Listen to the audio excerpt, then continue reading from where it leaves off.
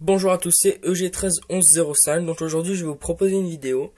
Donc aujourd'hui nous sommes le 13 novembre 2012, ce qui signifie que ça fait malheureusement 7 ans que le grand Eddie Guerrero nous a quittés. Donc j'ai vu que pas mal de gens disaient qu'ils ne connaissaient pas forcément plus que c'est Eddie Guerrero, qu'ils connaissaient vite fait, mais qu'ils n'avaient pas forcément eu la chance de découvrir. Donc je me suis dit que c'est quand même con de pas connaître forcément de pas connaître ce grand catcheur. Donc je me suis dit pourquoi pas faire une petite bio très rapide de moins de 10 minutes.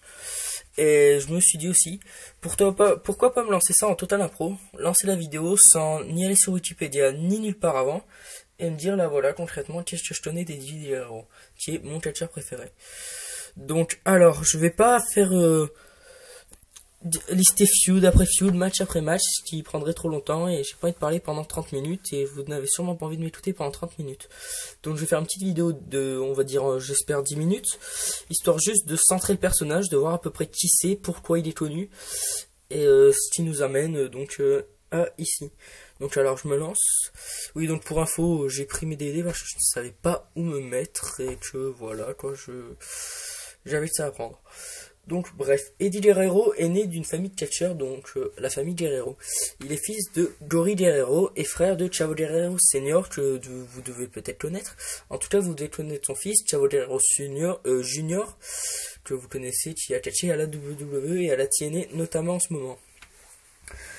Donc voilà, alors Eddie Guerrero, il va catcher d'abord au Mexique, à la CMLL sans forcément trop de succès, puis à la AAA. Donc là déjà il commence à faire, on va dire, sa place dans le business. Il va faire équipe avec Hardbar, qui est un autre catcheur, et il va former Los Grindos Locos, qui est un clan mexicain. Donc pour être honnête, je ne connais pas forcément bien plus que ça de sa carrière au Mexique. Je sais qu'il a fait un 5-star match que j'ai vu, qui est un match que je vous conseille, qui est quand même overrated, parce qu'il ne vaut pas 5-star, pourtant je suis un grand fan des Guerrero, j'aimerais pouvoir dire le contraire, mais ce match ne vaut pas 5-star. Mais c'est à Wentworth Starlight 94, il est avec Hardbar, donc, et il est contre deux autres matchs, je ne me rappelle plus qui c'est, donc comme je vous ai dit, je suis en total impro, donc je ne peux pas me rappeler de tout. Et c'est dans un mask versus mask match. Donc voilà, donc vous pouvez regarder ça déjà un premier match référence. Donc ensuite, il va aller au Japon, il va être sous la limite de Black Tiger, qui est donc un catcheur masqué. Je tiens à dire qu'à la AAA, il n'était pas masqué. Donc il va aller au Japon. Il va faire son impact au Japon, il va rencontrer Dean Malenko, Chris Benoit et d'autres catcheurs comme Jericho par exemple. Il va faire pas mal de matchs contre Benoit qui sont connus, pour être honnête. Donc, du Japon, il n'a pas forcément de grands matchs référence. Il en a fait un contre Otani qui est vraiment pas mal, que je vous conseille de regarder. Et sinon, c'est surtout contre Benoit ou des matchs par-ci par-là, en tag par exemple. Donc ensuite, il va faire partie de cette série de catcheurs comme Rey Mysterio, comme Chris Jericho, comme Dean Malenko, comme Benoit, que Polyman va avoir du talent en eux. Et donc il aura pas tort.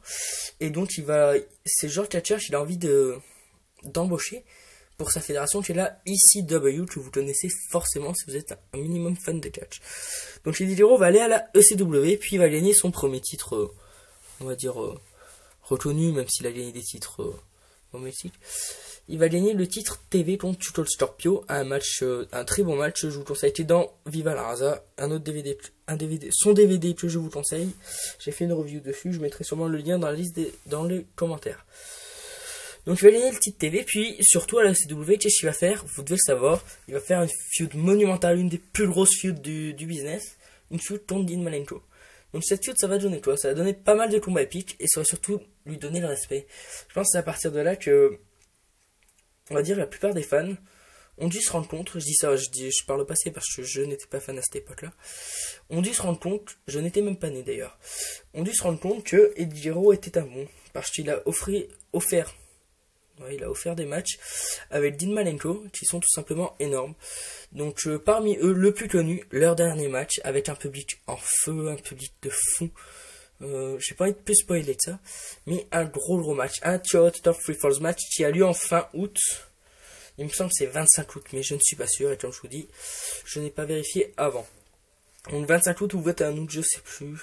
Bref, un match contre Dean Malenko, un Top Free Falls, qui est réputé comme un des grands matchs, un des matchs références d'Eddie Guerrero, un des matchs références de Dean Malenko.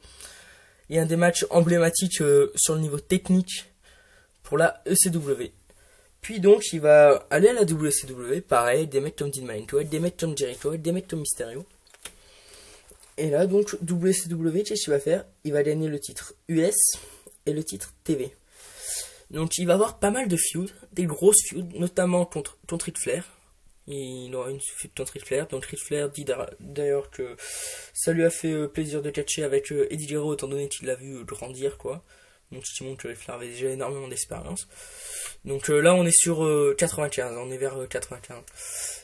Donc voilà. Ensuite il va gagner aussi le titre Cruiserweight et le titre Tag Team Championship avec Jericho. Donc là, les feuds de référence, ça sera lui contre Jericho. Il y aura eu aussi encore lui contre Malenko avec un match énorme à Starrcade 97. Avec un match énorme à Ensign Sword 96, il me semble. Et aussi avec Rey Mysterio. Donc avec Rey Mysterio. Donc vous devez sûrement connaître le match. Sûrement un des matchs références, même voir le match référence des poids moyens. Rey Mysterio et Eddie Guerrero, Halloween Havoc 97. Un gros match de catch, un classique. Avec d'autres matchs aussi. Il en aura aussi un contre Otani à Starrcade 96 qui sera plutôt énorme.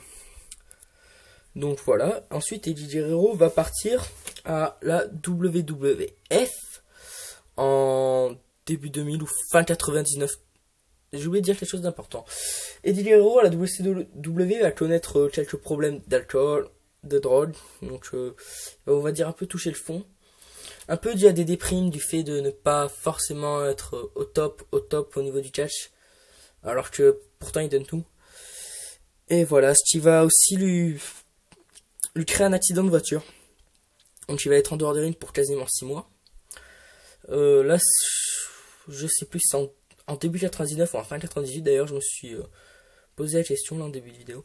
Donc je pense que il me semble que c'est en début 99. Je peux pas vous dire, vérifier, mais c'est dans ces eaux-là. Bref, il va finalement retravailler et réussir à catcher. Et revenir forcément... étonnamment, on va dire. Revenir en pleine forme.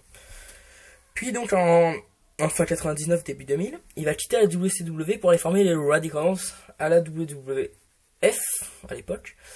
Qui est donc les Radicals, qui est donc une équipe ou un gang, comme vous le souhaitez. Formé donc de Eddie Guerrero, de Chris Benoit, de Dean Malenko et de Perry Saturn. Donc un clan on va dire quand même très technique, qui va pas forcément faire une grosse impact un gros impact à la WWF, ce qui est dommage. Ils vont faire quand même quelques bons matchs. D'ailleurs regardez le match à WrestleMania 2000 qu'il a fait en tag, qui est pas mal. Et d'autres matchs aussi, comme ça, il ne me viennent pas forcément à l'esprit. Puis il va reconnaître des problèmes de drogue et d'alcool. Donc là vous allez vous dire super, le mec il fait une bio du mec et il nous balance qu'il a plein, en gros c'est un drogué. Je ne dis pas ça, je dis simplement que voilà, à cette période il a eu des problèmes. Puis donc il va donc aller donc, je sais pas combien de fois je dis donc dans cette vidéo, mais c'est violent. Bref, il va aller dans le circuit indépendant et retourner très brièvement au Japon, très brièvement. Donc dans le circuit indépendant, qu'est-ce qu'il va faire? Il va participer au premier show Ring of Honor, The Era of Honor Begin. Un show que je n'ai malheureusement pas vu, mais que je vous conseille quand même, parce que vu les critiques, ça a l'air d'être un show énorme. Contre Super Crazy, il me semble, c'est à vérifier. Ensuite, il va aussi faire un match, on va dire, connu entre guillemets, hein, faut pas non plus exagérer, contre CM Punk et contre Mysterio à la IWA Mid-South, où il va gagner je ne sais plus quel titre de la IWA, ça doit être un titre TV, je sais plus le nom exact du titre. Voilà, bref, il va faire quelques matchs. Puis il va retourner à la WWF, je vais dire WWF, voilà. Il va retourner à la WWE, et là il va commencer à feuder avec des mecs comme Rob Van Dam, dont il va nous sortir un magnifique ladder match à Raw, que je vous conseille particulièrement, un gros match. Il va feuder avec des mecs comme Rob Van Dam, puis des mecs comme Edge, des mecs comme Benoit. Puis donc voilà, il va faire son bout de chemin jusqu'à 2004. J'abrège un peu parce que je vois que la vidéo fait déjà quasiment 10 minutes et que c'est à ce rythme là je vois jamais vite. Donc jusqu'à 2004. Et là, choc des chocs, 2004, No Way Out, lui contre Lesnar. Donc là c'est vraiment Eddie Guerrero, l'underdog, le mec baraque, mais pas forcément le plus baraque, contre Brock Lesnar, la bête, le mec qui a eu le plus gros push de l'histoire de la WWE. le gros nom de l'époque, le mec à battre. Et donc là, tout est avec Dijiro qui pèse pas lourd. Puis Dijiro va nous sortir un match de plus de 30 minutes. Un match de fou où il en prend plein la gueule. Mais là, never give up, à la Cena, sauf que lui, voilà. Il va s'en prendre plein la gueule, il va quand même revenir, il va toujours se relever. Puis sur un finish controversé, mais à la limite, on s'en branle. Il va battre Brock Lesnar et va enfin devenir WWE Champion. Donc, pour moi, le deuxième meilleur match de l'histoire du catch. C'est simple. J'ai une telle intensité dans ce match, il en prend tellement plein la gueule, c'est juste magnifique. Le selling est énorme. Et la fin, aucun... En tout cas, très peu matchs de catch peuvent se vanter d'avoir une fin comme ça. C'est juste magnifique. On voit le mec qui a tout donné dans sa carrière et enfin il arrive, il a le titre. Et il commémore le titre. Je veux dire, c'est quand même reconnu, même objectivement, hein, comme un des moments les plus émotionnels du catch. Donc un match à voir absolument. C'est vraiment, s'il y a un match de Dijiro à voir, c'est lui. Ça représente, on va dire, le sommet de sa carrière. Puis il va aller à WrestleMania, combattre contre Angel. Il va d'ailleurs feuder contre Angel, une très bonne feud. Et donc à WrestleMania 20 aussi, l'image choc de fin de WrestleMania. Lui et Benoît au top de la fédération, à deux dans le ring. Les deux, Benoît World Champion et Dijiro WWE Champion. Donc c'est juste, voilà, l'apogée de sa carrière. L'apogée du catch même pour moi. Puis Eddie Hero, donc je mettais un peu plus sur son titre parce que voilà, quand même.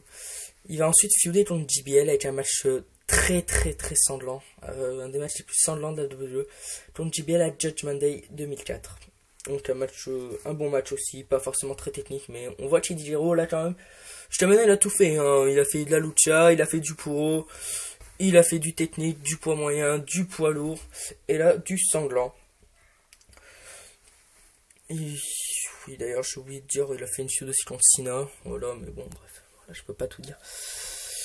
Puis donc, voilà, il va continuer jusqu'à 2005. 2005, je fais vraiment les feuds majeurs.